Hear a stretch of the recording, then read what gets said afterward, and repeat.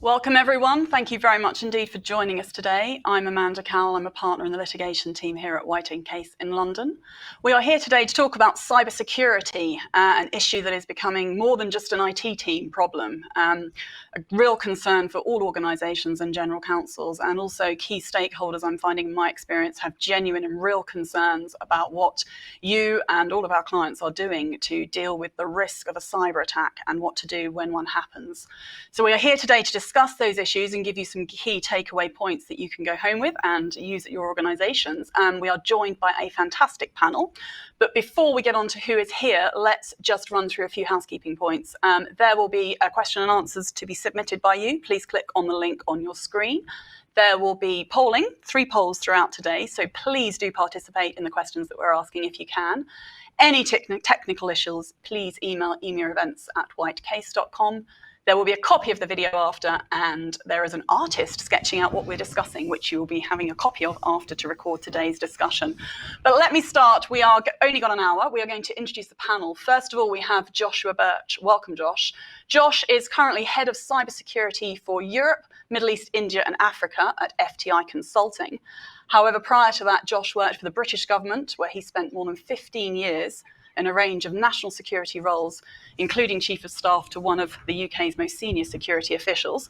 Prior to that, he was Head of Strategy and Risk for British Signet and GCHQ. We are also joined by Nick Coleman. Nick is the Senior Vice President and Chief Security Officer for Vocalink at MasterCard. Nick leads security for real-time payment platforms in the UK and internationally. He was formerly at IBM as Global Leader of Cybersecurity Risk, and previously he was the UK government's National Reviewer of Security. I should also say he authored the Coleman Report and serves on the World's Economic Forum Steering Group for Future Cybersecurity Risk. And last but not least, we are joined by Stephen Chavinski, described as one of the most influential people in cybersecurity. Prior to working in the private sector, Steve was Deputy Assistant Director of the FBI's Cyber Division, and he led the FBI's Cyber Intelligence Program. He also served as the Senior Cyber Advisor to the United States Director of National Intelligence and holds the National Intelligence Distinguished Service Medal for his services. So welcome, gentlemen. We're going to start with what is cybersecurity? What is it we're looking at in terms of this risk, in terms of these attacks, and in terms of what we mean? Josh, maybe we could start with you. What do we mean when we're talking about cyber attacks? Well, thanks, Amanda, and good afternoon, everyone. It's great to be with you. It's a very good question, and it's one which clients ask me all the time. But if we take a small step back and just define for a moment what we mean by cybersecurity, I think it'll help us understand the answer I'm going to offer you just a little bit better. Various definitions are available, but I like to define cybersecurity as ensuring the confidentiality, the integrity, and the availability of your digital assets, your data, and the networks and systems which carry them. And I don't think I need to spend much time saying why this issue matters a lot in today's world. We're obviously all increasingly connected online for business, banking, relationships, and communications of various sorts.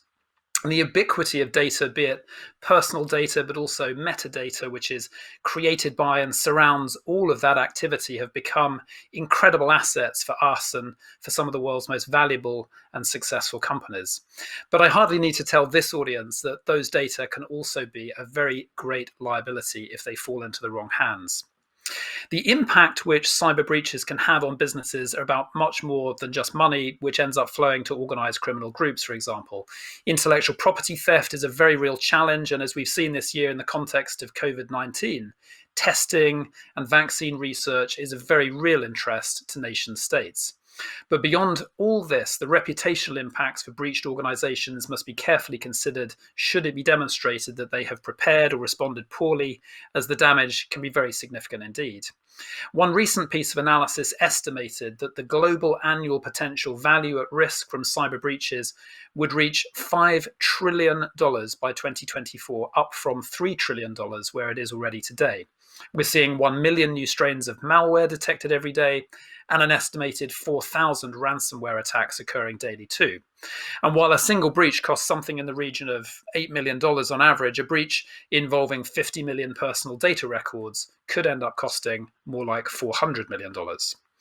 Cyber breaches come in various shapes and sizes, from business email compromise to ransomware, malware campaigns, distributed denial of service attacks, intellectual property theft, and malicious insider threats. And a typical cyber incident can involve in a number of distinct phases.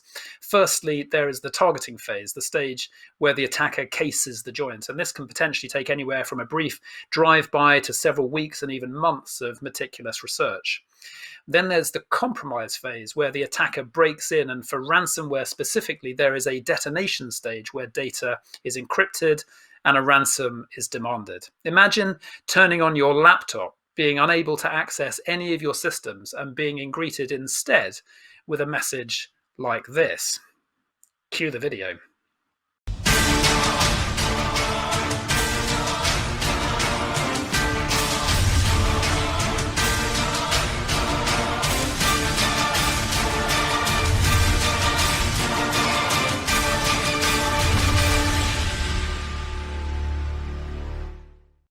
Greetings. You do not know us, but we know you. You have been careless with your computer security. We now have access to your entire systems, your data, and your client data. We demand payment of 1 million Bitcoin, or we will release your client data, as well as destroying your data and systems. You have 12 hours to comply with our demands. If you refuse, we will show no mercy.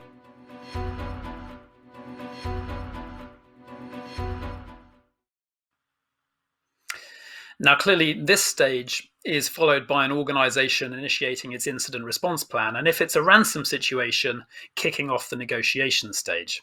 And what an organization does in that moment is always highly bespoke and depends very much on the context and the impacts. It's worth noting, though, that if an organization doesn't have a plan in place, then this phase often becomes the panic and mutual recrimination stage. So to guard against this, I like to ask the clients I'm advising to do now the mental experiment of a pre-mortem and to imagine themselves standing in the ashes of their devastated business in the aftermath of the cyber attack, which most brutally exposes their weakest flank, and to ask themselves, what do you now wish you had done in preparation for this moment? Anyway, all being well, you're then into the actual recovery and remediation stage in the period after an attack. And that's clearly where legal considerations and impacts must be carefully considered. To make this real, I'll offer an example of a recent cyber incident we've worked on. The client received a time-limited ransom demand for payment in Bitcoin.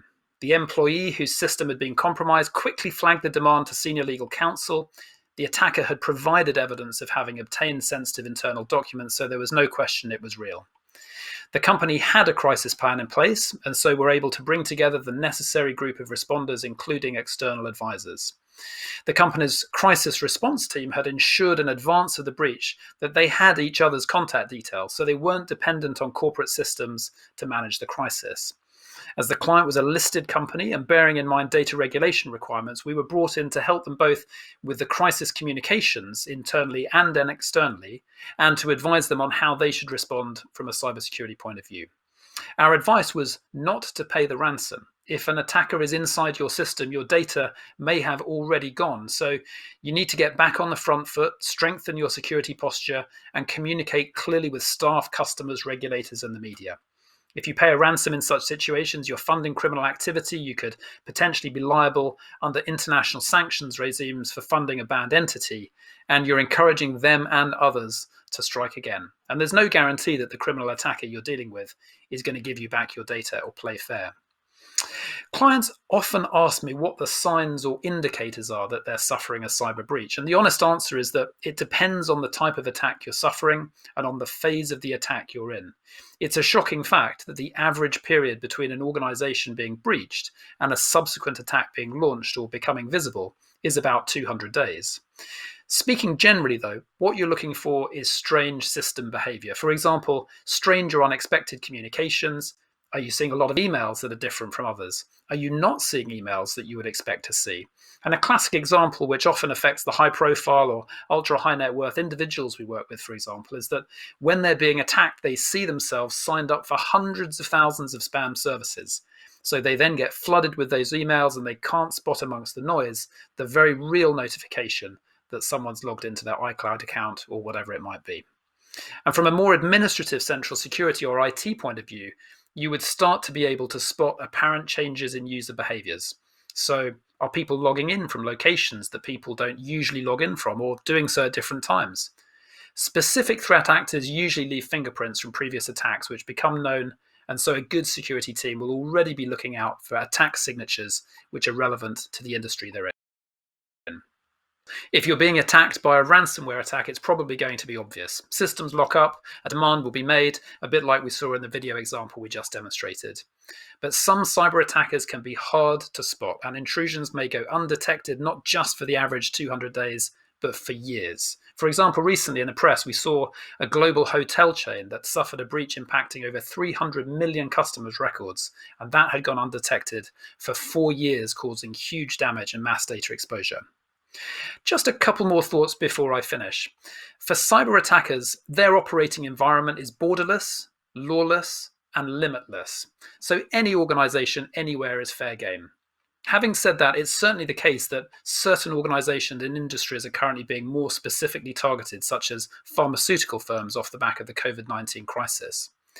Taking a step back, the key here, though, is the motivation of the attacker for launching their attack, and then of the relative vulnerability of their choice of targets. So if you're a nation state looking to steal intellectual property on COVID-19 vaccines and testing, or you're an organized criminal group looking to steal money, or you're a hacktivist looking to target particular organizations for the activities they're involved in or investing in, choices will be involved. But then, when an attacker has a range of potential targets to go after, they'll make resource and prioritization decisions like any other organization. Which target is likely to yield the easiest and greatest prize? It's a bit like the two people running away from the tiger. The potential victims don't necessarily need to outrun the tiger. Instead, one potential victim just needs to outrun the other potential victim. So, Amanda, making sure you're prepared and wearing your cybersecurity running shoes is important.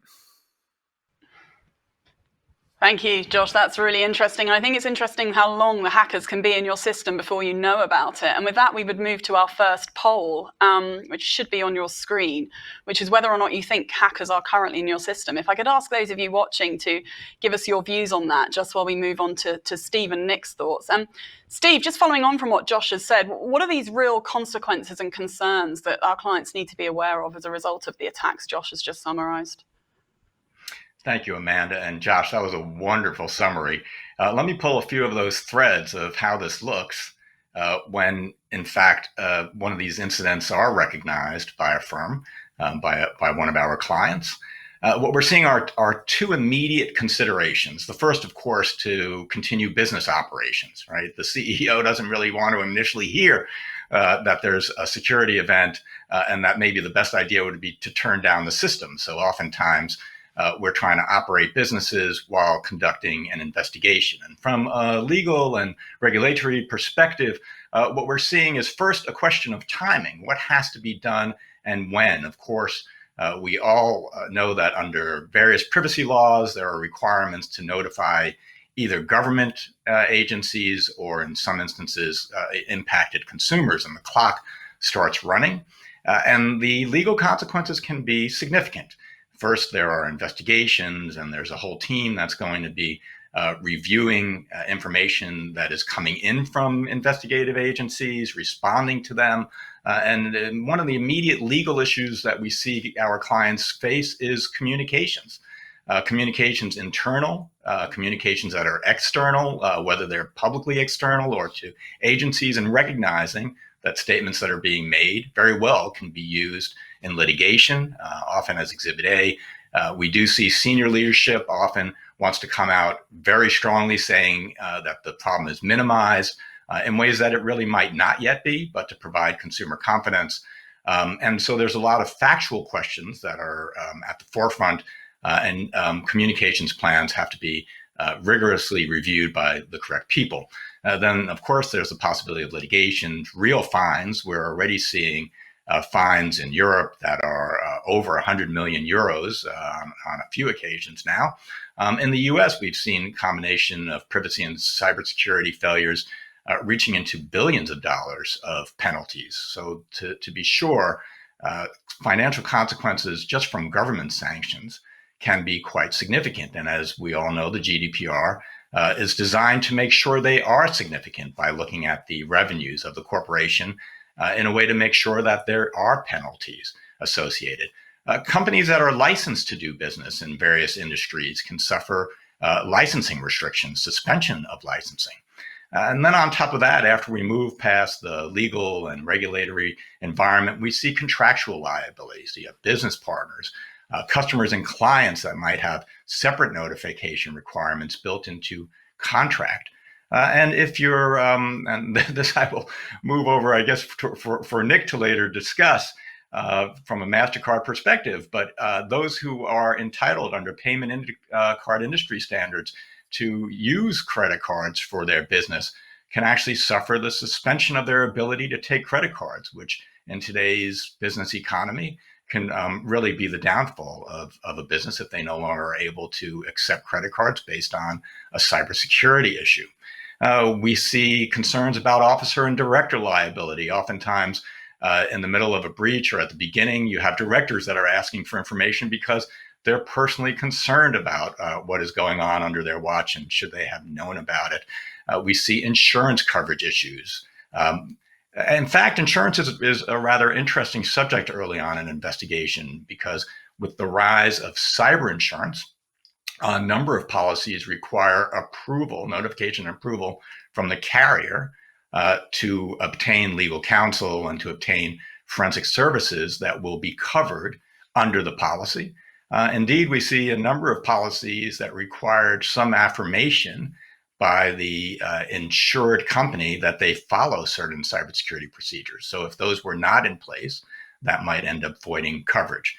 We also see initial questions about whether law enforcement should be brought in and a whole range of discussions going on with clients, whether they want to discuss issues with law enforcement, whether they believe law enforcement will be helpful, whether they believe law enforcement will just be another avenue for investigation of other issues that the company may be having, and as well, whether or not they believe that working with law enforcement can actually have a benefit, including a communications benefit, that the company is taking this seriously and taking all available steps to right what was a wrong, both perhaps to the company and to its customers. We see issues with dealing with ransomware. Josh made a very important comment that actually, in addition to the distaste for paying ransomware because no one wants to pay money, there may actually be legal impediments to paying ransom. And there are a number of sanctions laws that, depending on who the payments are being made to, could violate federal laws against providing money towards either terrorist entities or sanctioned countries or sanctioned entities. I think that provides a fairly good overview of the legal impacts and how many parallel considerations are running at the same time, Amanda. Thank you very much, Steve. A couple of you, I think, are struggling with the poll. Can I just say it's in the box of the questions and answers section on the right-hand side of the screen. So people can just try and find that, and just while the rest of you are voting. And Nick, is what you're seeing in practice sort of echoed what Steve has just summarised? What's happening in your experience on the ground? Yes, so thank you. I've been at MasterCard now 5 weeks. So previously I was at IBM. So I kind of, I was global head of risk. So I think from my perspective, what I'd like to do is just look back across my operational experience in different enterprises. And I think, as we started with, what is cybersecurity, what is cyber attack, where is the risk, and then how do the regulatory pieces fit in? I think for any organization, as Josh kind of alluded to, there are stages of an attack. What I think most leaders should be familiar with is some of the terminology that is very helpful for them to understand what's really happening. So things like, for example, the kill chain. It's a common thing which is used in the security world to really explain the stage of an attack. And so at every organization will be faced with a number of vulnerabilities. In simple parlance, maybe if any of us have remembered being in an office, which may seem absolutely years ago now, there was somebody who was asking to be let in the building behind you because they'd forgotten their pass, or they just were running to the meeting, or they just needed to do something. And that was a vulnerability which we used to call tailgating, just somebody coming into the business unauthorized. you have people, you have process, you have technology issues, and you have in every system, you'll have a number of those vectors that can be exploited, where it be physical security, where it be electronic security, where systems haven't been maintained, where, all of those things are a vulnerability landscape. And the challenge we have to do first off is to translate that for every of our business leaders, for me and for my peers, is to really understand what risk that poses and to be able to demonstrate that risk in terms of business language so that the technology risk can also be translated as to a business risk. And I think, as Steve said, you're really looking at what's important to the business and how you make those decisions and how you're managing your risk. And then, as we talked about, Steve mentioned the GDPR from a privacy perspective. I think the other one to mention for most people in Europe is the Nis Directive, which is the cybersecurity package. And what that did was extended privacy breaches essentially to all kind of breaches which could originate from cyber. And what that realistically means is that organizations have got to respond in a particular time. We're getting more and more entities, which started, I think, in financial services and then has now expanded to other sectors in the critical infrastructure. But what we're used to running in critical infrastructure is essentially you have to be ready to be responsive, and you have to be able to respond if something happens, and you have to have a triage and an escalation process. And for a number of organizations, that's business as usual. But what is different, and I think we started to allude to it, is that what you really have to do is really practice your run book. And what I would say is executives that I work with have to build up muscle memory so that when they go into the situation, even though the situation itself may be unfamiliar, the team are used to working together through an incident. They all know what roles to play. They understand what responsibilities, and then as a team, they work through the scenario. So to me, the regulatory position and having to disclose and how you report out to the regulator really should be part of that run book, in my experience. I think the reality is we're always going to have situations. We're always going to have adversaries. We're always going to have determined things. The challenge a little bit is to understand what the motive, what their sophistication is, and how you can build in defense so you can repel most of the attack. And then when you have to respond, to be agile enough to be able to stand up those procedures in real time. And for me, the conversation is almost the one that you have not in the crisis. It's the one you have with your board members, which both in the companies I work for, but I also speak to other boards and other board members, just helping them through thinking about the questions they should ask, thinking about how they can get comfortable, thinking about how we make sure those three levels of defense effectively, the operational side of things, the operational controls and procedures, then the oversight be the second level defense, and then the board and the oversight and the third level. We use that process to really make sure that organizations have built it in and can operate in terms of having those checks and balances to be able to protect and then defend in the moment. Back to you, Amanda. Thank you very much, Nick. Just before we move on, can we just have a quick look at the poll? I don't know if you guys have got any comments on where people have come out. Josh or Steve in particular, is that what you would have expected? God. I saw that. Go ahead, Steve. I was just going to say that, I think the full range that you're seeing of responses accounts for a number of variations. One, certainly there are folks that are joining us today that are not in charge of systems, that wouldn't be seeing the systems, and their confidence level may not be as high as those who have that access, and they may be being conservative. But I think that what you'll find is even those that are chief information security officers that have what the GDPR would call the state of the art of cybersecurity are never overconfident.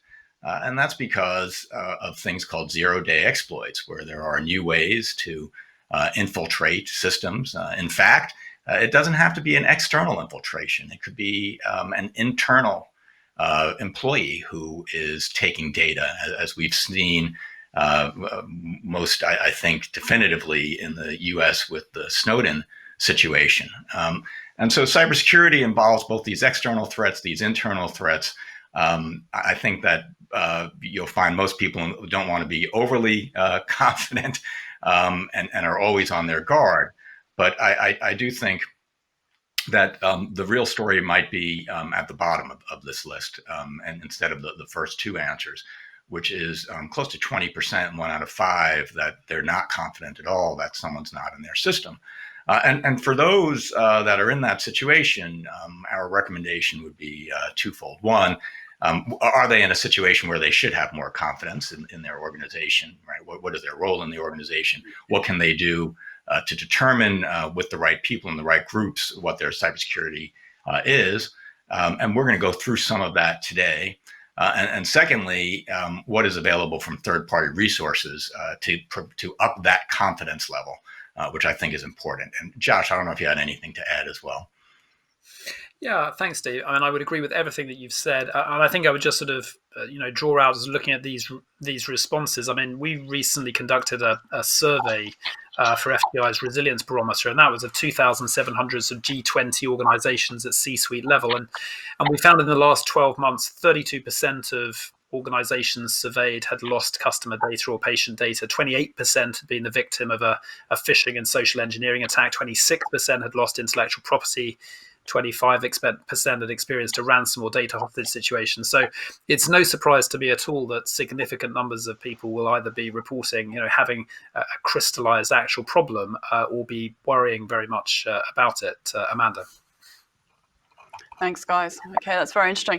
I want to spend just a little bit of brief time on the next point before we come on to the crux of today, which is what everybody should be doing to deal with these risks. But wouldn't be complete without COVID, would it? So what are we seeing in terms of current trends, the COVID remote working environment? And we've had a specific question actually in from one of the audience regarding cloud and whether the use of cloud is causing further problems and what things that we should be concerned about in that regard. Josh, perhaps I could start with you again on trends and COVID.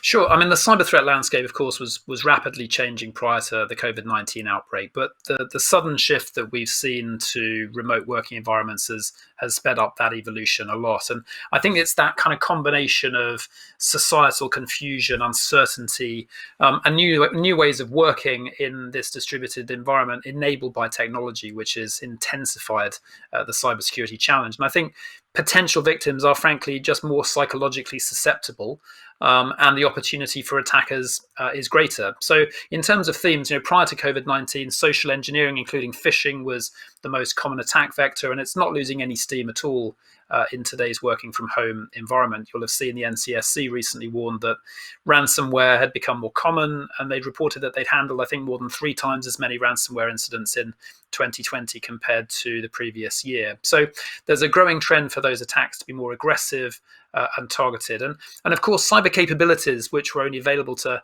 nation states a few years ago, are now available to buy on the dark web. You can buy and launch a distributed denial of service attack. It's an attack which jams up websites and portals by bombarding them with traffic. Something like that you can buy for $100. And I think we're also seeing sort of accidental weaknesses being exposed in how we all operate new tools, during these lockdowns that we're having. And I'm sure many of you would recognize that teleconferencing has become a skill we've all developed a bit more proficiency in recently, and our awareness of some of the sort of security risks potentially of those systems has only recently come onto our radar. Who was thinking about Zoom bombing, before March? I think what we've seen is cyber criminals and others launching attacks involving emails designed to appear as legitimate messages from medical or health organizations. And so scams capitalizing on the remote working environment are being launched to harvest credentials, infect systems. And I think we're also seeing fraudulent wire transfers being more likely to succeed during, less as a result of sort of less in-person interactions. I'll just give you a quick example of an attack we recently dealt with that just sort of brings out some of this. So that the client was a FTSE 250 industrial company. We got a call from their CFO because he'd received a questionable email that looked to come from one of his credit controllers asking him to make a transfer. Now, this was a guy that essentially sat next to him in the office, and it was clear to the CFO that it wasn't him. So they knew there'd been a compromise, and we came in to help and looked at what had happened, and we looked at the logins and found that someone had compromised the account. But in looking at that one instance, what we noticed actually was that there was a wider problem. And so having reviewed the log data, which only went back 3 months in this case, we were able to identify there were at least 2 separate groups that had compromised this company on more than 10 separate accounts, including the chairman of the organization. And they were in the process, we could see, of defrauding the organization of transactions worth millions. So happily on this occasion, it was detected. We were able to come in at the point before those transfers were finalized. We were able to spot the exchanges and advise the counterparties, not to make the payments. And then we were able to work with the organization to roll out 2-factor authentication and to bring in some other measures to secure the organization. But I mean, just before I finish, once clients have absorbed, I would say the scale and nature of the cybersecurity threat, they always ask me the same question, which is, what on earth can we do to protect ourselves? And I think there are 3 areas that I'd offer, and it's advice that we're often giving to clients at the moment. And the first, as always, is basic cybersecurity hygiene. Get the basics right. Most organizations will have at some point in the past established policies and procedures for security, but there's a real question about how closely they're being followed and updated. So every organization should be reviewing and updating its policies and procedures, ensuring they've got a strong security posture, good security monitoring, training for staff, including the use of VPNs, 2-factor authentication, timely software patching. And also there being clear messaging from leadership about the importance of cybersecurity. And I think that latter point is often overlooked, but creating and reinforcing a strong culture of security is incredibly important, because it's always going to be easier to hack the human than it is to hack the firewall or the network security. And so all of the recent trends we've seen about social engineering really kind of prove this to be true and make it so critical. I think the second point of 3 in terms of focus should be third-party supplier management.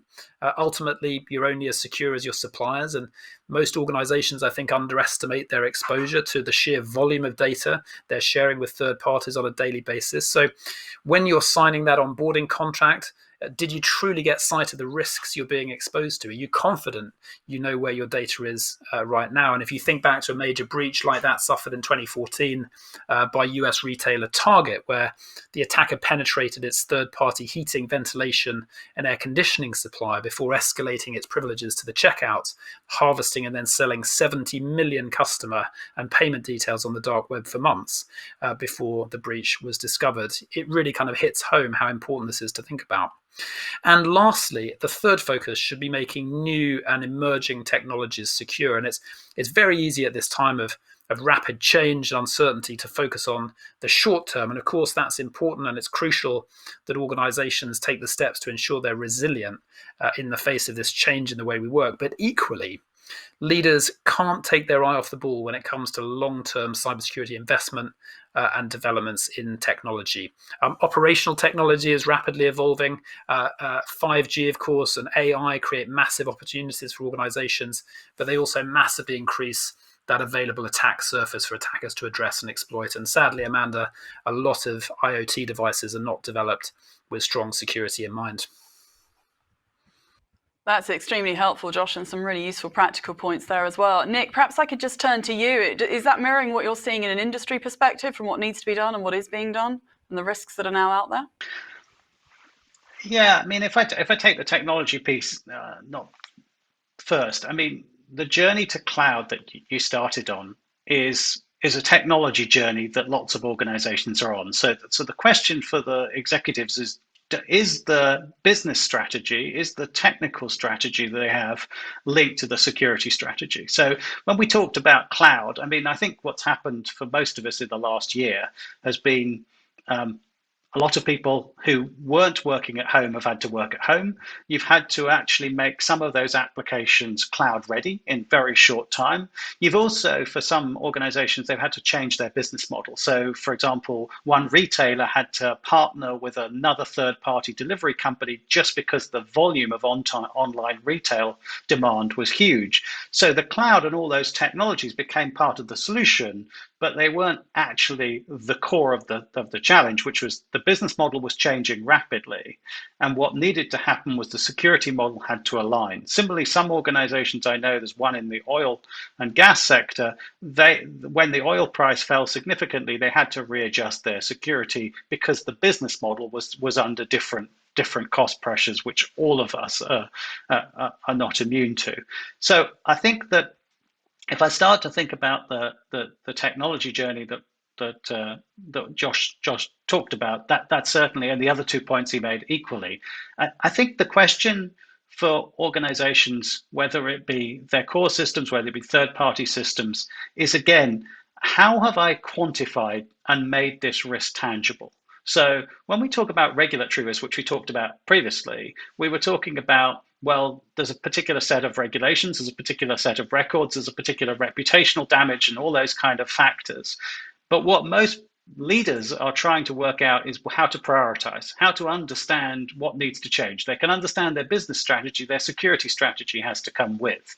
And so if you think about techniques, there's risk quantification, which is underwritten by the FAIR Institute as a global method, which essentially takes these risks and puts a numeric value to them to say, okay, so in this scenario of going to cloud, or if in scenario of dealing with these particular attacks, how can I quantify and measure the risk? And how can I work out what the potential exposure is? And then what my actual risk appetite is. So for all leaders, then they can actually test whether they're sitting on an unacceptable level of risk, whether they want to make more investment. And what it really does, which is I think the best bit, is it takes the risk from the technical teams and it presents it for the business leaders to be able to make a decision. So when Josh and others talk about, well, training and all those different elements you have to do in doing the code, you can start to put this into actual quantified risk and say, well, we could get away, we could not do that security piece. And we could, for example, we may in moments have to get onto video conferencing in a rapid way, and you have to be able to explain the risks of doing that. It might, and how you can assure yourself, how you can present that as a picture and get people to discuss. I think the final thing I'd say on cloud and the journey to technology, because that's where we started, is cloud can actually be your friend. And I think that where people are often cautious is that sometimes they see it as a new delivery model, which is high risk. In fact, in some cases, you can get better, depending on where you are and depending on your business model, you can get better security built into some of the cloud pieces. But there again, cloud is not the solution for everything.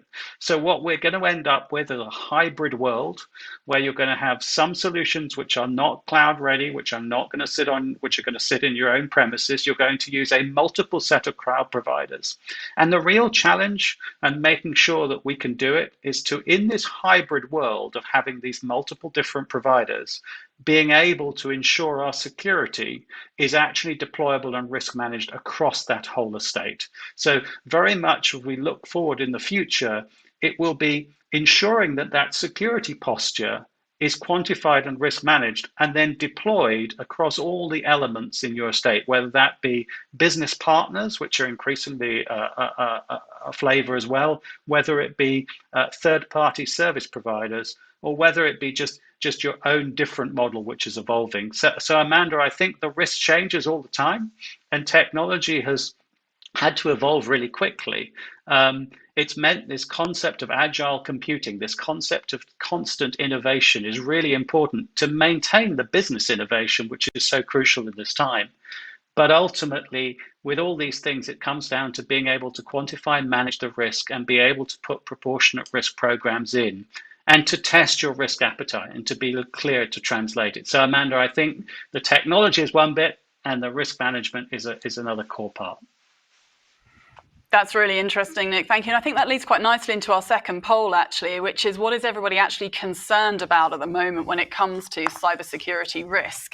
And if you could perhaps click on the question and answer section and vote for us, we'll discuss in a minute. But Steve, do you have any thoughts on what we've just been discussing? In particular, I think given your experience with the FBI, nation state attacks would be interesting to hear about as well from you. It's an interesting question because when we look at a lot of the examples that we've discussed, some of them are quite opportunistic, meaning, as Josh had said, two people don't both have to run away from the tiger. You might have to just run away from the person next to you. And that's what we call opportunistic, right? We have a number of hackers out there that are just hitting up varied systems. They're sending out mass emails, seeing who clicks on the link, and just going with the flow. In other words, if one victim opens it up, then they'll have the ransomware extortionate threat to them. But that's quite different than targeted threats. And when we think about targeted threats, the first thing that always comes to mind are nation states, right? So you've got these countries that actually employ military and intelligence units who so function day in and day out from waking morning to night, with a full management chain, with intelligence issues that they need to resolve. They have money, they have the best resources, and they have targets. And they are not going to stop. The term persistent threats, advanced persistent threats, APTs, that's what's used here, because they know it all. And the other thing that we think about when we talk about nation states is that they have the capacity to be what's known as full scope cyber actors. Not only do they have these elite forces that can conduct remote hacking and develop new tools, but they might actually be able to infiltrate the supply chain based on the businesses that they have within their nations, the intellectual property that they've been able to obtain. And so they might actually be able to actually get into the software or the infrastructure of the internet, making it a much more difficult problem. And then the last thing that a full scope actor might be able to do is to have an insider that's bred to seek employment with a particular company to steal information either through cyber means or in old-fashioned ways. And so nation states are quite an issue. What are they looking for? Well, what we see nation states most interested in is nowadays economic espionage. So they're seeking intellectual property. They don't want to put in all the money for research and development if they could both steal what works and equally what doesn't work. Then we have traditional espionage. They're looking for government secrets and information about dissidents.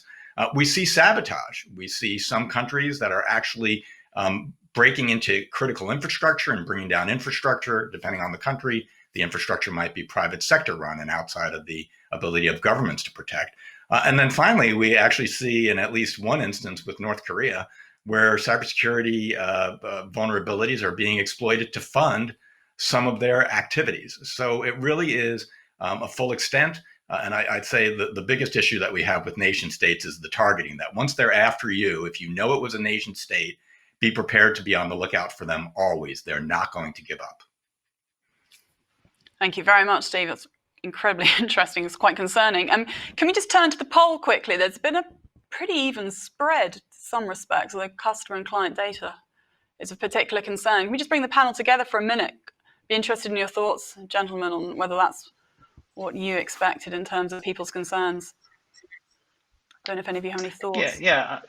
I think, it's Nick. I mean, I think that, the threats are varied. We've talked about it. The fact that you have to be prepared, the fact that you have to quantify all these risks. And I think, what again, back to this risk quantification, what it really talks about is the contact frequency, so that the volume of engagement you'll have of that particular activity. And it talks about something else, which is resistance strength. So against each of these vectors and the kill chain, you'd be looking to see how well you're prepared to deal with each of these different compromises. And effectively, different patterns have different ways, right? So you're looking at a particular pattern and where your defense is and how well. So it would be reasonable for all the people to be thinking about, okay, so if this was going to happen to us, what are the stages it would take and how well ready are we to defend that? Is our resistance strength 90% in that kind of thing or 70%? And then what you've got, which Steve alluded to, is you've got these advanced nation states, which are at the extreme end of things, or the very organized criminals, which are well resourced. But these are not the volume. These are the minority of things. And so you might realize that actually the resistant strength you have to that, you have to be above 80, 90% to be able to deal with that. But then 80% of the volume you'll be able to get rid of. So what I'd be expecting people to be is ready for all these kind of things, to be ready in terms of understanding what the kill chain would look like, and to be able to ask the question about what is our resistant strength to those kind of volumes. So I'm not surprised that everyone's called all of them out. It's difficult to pick. Great. Thanks, Nick. Okay, let's move to the final point. We've only got 15 minutes left, I'm conscious. The crux of the matter, what we're really, I guess, all here for is what is it we can and should be doing from each of you in terms of taking things forward, mitigating the risk, and looking to the future. We've looked at what these attacks look like, how damaging they can be, and the problems they cause. But what I'd like to do is drill down into some real sort of practical ideas, suggestions, recommendations that people can be doing to take things forward. And we've also put a third poll up, which would be grateful if people could engage with at the same time. But Josh, I think earlier on you gave us a few thoughts, but perhaps you could summarize, what are the key things in your opinion and in your vast experience that businesses really should be doing right now to deal with these risks? Thanks, Amanda. I mean, look, a cyber attack, and this is key, I think, for people to really kind of mentally prepare themselves for. It's a matter of when and not if. So what I would be saying here is that the most important thing that an organization can do is to strive to become what I might summarize as a cyber resilient organization. So that's one which focuses on identifying and protecting its crown jewels, the assets, data, and systems that make the business what it is. And it's one which understands that their risk environment is constantly evolving. So they're evolving to match and anticipate it. So businesses should perform their own internal assessment and determine, what their crown jewels are. But if you're limited for resources for cybersecurity aren't focused on your crown jewels, then they're very likely focused in the wrong place. And crown jewel assets, could clearly include key technologies, deployed across enterprise networks. Maybe it's proprietary software and web applications. Maybe it's key manufacturing facilities, or maybe it's technology-enabled systems or products. But in practice, the thing that I would really emphasize, and this goes back to this sort of mental preparedness point, is that resilience needs to be both practical and attitudinal. So certainly there's a range of concrete steps that organizations can and should take to improve their resilience, and that's across people, process, and technology. It's very familiar, but the broader objective, I think, should be to develop an organization-wide mindset of cybersecurity, a culture of resilience, and such a mindset acknowledges that cybersecurity breaches are inevitable, and it prepares the organization accordingly. So, I think to identify and reinforce the crown jewels, and this gets into the sort of practical point in your question, Amanda, you need to conduct obviously a business impact assessment and identify your risk appetite around recovery times and sensitivity of data. And I think, both Nick and Steve have talked about this, but when it comes to key data, perhaps if I could just sort of offer this as a sort of practical point here, organizations typically identify and prioritize in terms of best practice their crown jewels through data classification. And there are sort of 5 steps worth really highlighting here. First step, identification, sort of identifying sensitive and high value data. And organizations typically, understand that pretty well, but they need to be very rigorous as they review it. The second is the discover phase, knowing the locations and accessibility of that sensitive data, whether it's on a file server, whether it's on a database. Then there's classification itself. So according to the value to the organization, whether it's financial data, personal information, whatever the data may be, and organizations classifying it as such, so the way they can assign appropriate individuals to have access to that information. Then there's securing it, security protocols, measures around that, so access logs, role-based permissions, so that only authorized individuals are able to access the data. And then the last point, Amanda, is monitoring, making sure you measure and employ security practices and you monitor those activities, because once you have those systems in place, you need to monitor who has access to certain systems and monitor their availability as well. That's very helpful, Josh. How about Steve? Do you have some points to add to that in your experience? But I think when Josh talks about knowing the crown jewels in the business environment, we try to stress with our clients that your business environment may be a lot greater than your enterprise operations, your email, your customer data. It may include software and web applications. You may have manufacturing facilities that are run by computers. And then there's technology products, right? There's products that have embedded chips in them. All of these can be affected by a cybersecurity failure. So in understanding a business environment, what's the worst that could happen, not only to your business internally, but to your customers and clients based on the products you're making or developing, or a complete blowout of your systems. And we have to look at third-party risk with that, right? What are you relying upon your vendors to do for you? One area that we consistently see, I would say it's a compliance failure, an over-reliance on the great good that cloud computing services are giving now. So you see these cloud providers that are compliant with every single security regulation, every single privacy regulation, and they are great.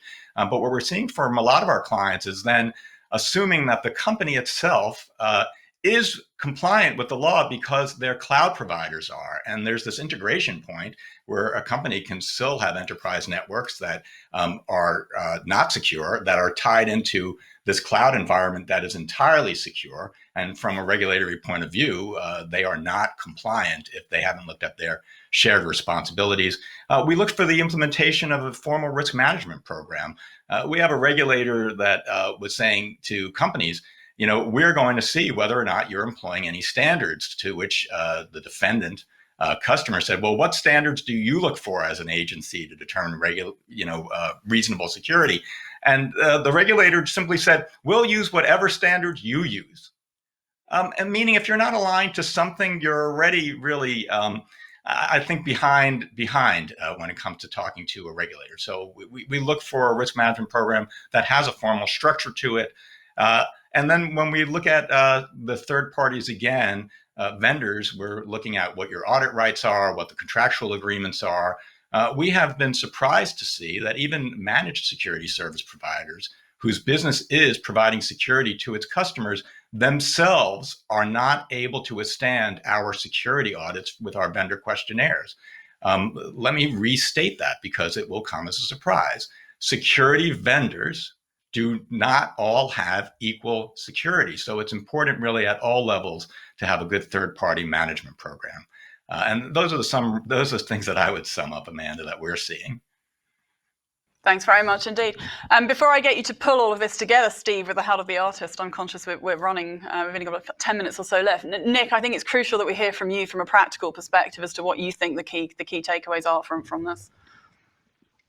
Yeah, well, I loved Steve and Josh's comments, so let me try and complement them with what are 3 takeaways that I think that every organization should be thinking about. And I think they come to, first of all, if you look at where the regulators are going in financial services, which usually leads the pack and then it rolls out, operational resilience is their real focus. And what that means for all of us is that rather than think about cyber as a separate thing, what you're really looking about is impact to service. And that could be from a power cut, it could be from a cyber attack, it could be from anything. And what are the dependencies you have on that ecosystem to run that critical operational service? So if you haven't mapped that out, it's coming that you'll have to do that within the next 1 to 2 years maximum in your sectors.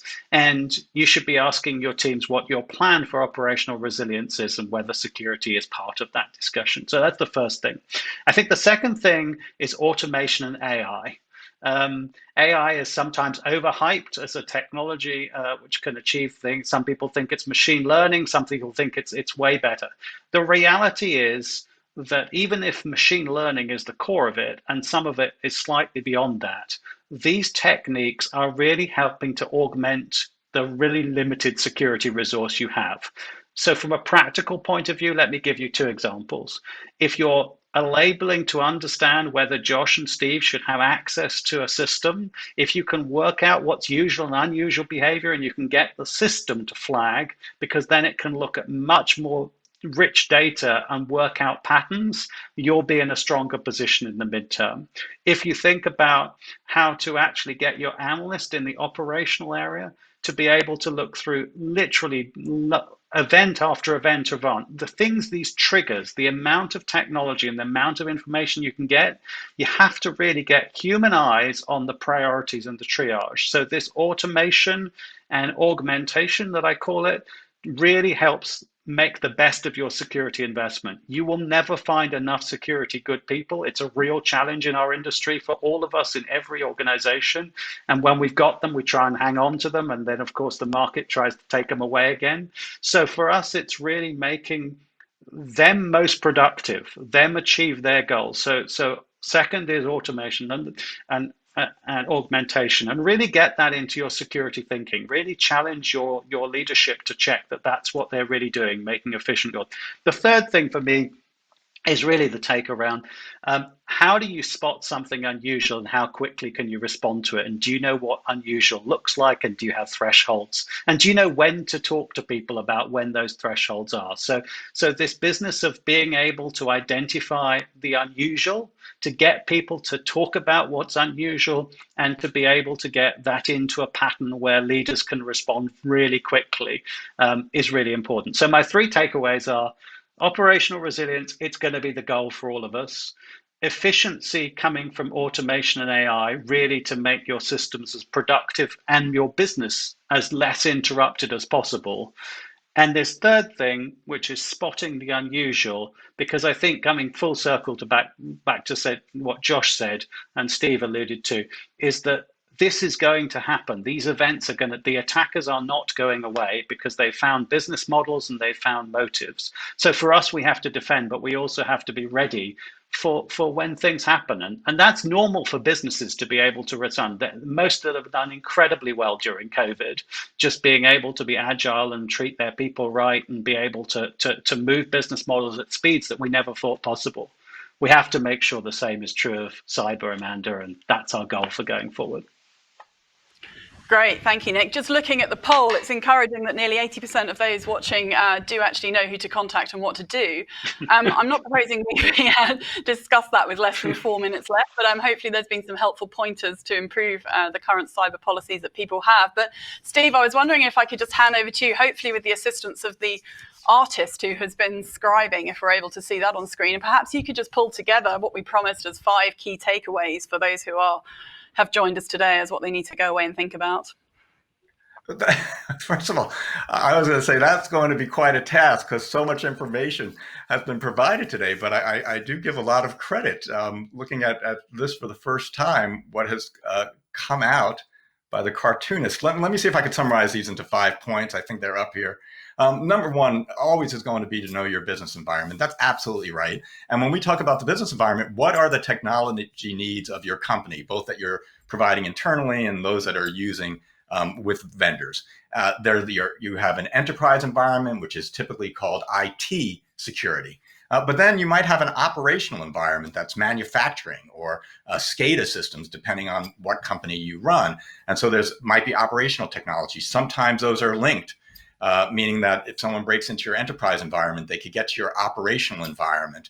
And then we're not just talking about data any longer. We're talking about the ability to alter products, to alter manufacturing, to bring down really the entire company in ways that could very much impact both the company itself, its reputation, and perhaps even more significantly, even potentially up to and including the health and safety of clients and customers. And that brings us to the second point, which is to really know your legal and regulatory environment and know the environment of your customers, right? So if you are providing a service to customers and they have particular cybersecurity needs or privacy requirements, if you haven't viewed that as your security requirements, then you're not going to be taking advantage of the market that you need. And you also then might be surprised to learn that your company has entered into a number of security obligations within contracts that are unique and perhaps even that they weren't being viewed by the chief information security officer. So we see clients where the sales team and the contract team ends up providing security obligations, accepting security obligations that really may not be provided. And that's based on the requirements of clients. So understanding the law, the regulations, the contracts you've entered into, your terms of service, internal and external facing policies. Number three, you have to know the top business risks. So Josh really framed this up very nicely. It's not just about confidentiality, meaning stolen secrets or stolen customer information. It's also integrity and availability. So ransomware shows the availability problem very well. What if all the data is deleted? Not a privacy problem, but certainly a problem. And then integrity. What if your data is changed without you recognizing it? What if your operations are changed? We worked on a large case where we had a client that manufactured software. Hackers got into the software, altered the software so that when it was released to customers, the customers then were all infected with malware. So not a good day, but also shows that we have to understand the business environment. And then next, I'd say fourth is to implement a formal risk management approach. Just pick one. For those on here, if your company does not already have an approach, take a look at a free framework that's available online. In the US, the National Institute of Standards and Technology created something called the Nist Cybersecurity Framework. What's wonderful about that is it's free. Just go to nist.gov. Check it out. You'll see all the controls that Josh was talking about, that Nick was talking about, administrative controls, physical controls, and technology controls, so that you could then figure out what your gaps are. And then finally, fifth is to make sure that you ensure responsibility. You have to have allocated responsibility. It has to go to the very senior levels of your company. Amanda started off, quite brilliantly saying this is not just an IT problem. I like to say that, thinking of cybersecurity as an IT issue is the same as thinking that your entire workforce, from the CEO down, is just one big HR issue. It's not. It extends to the highest levels.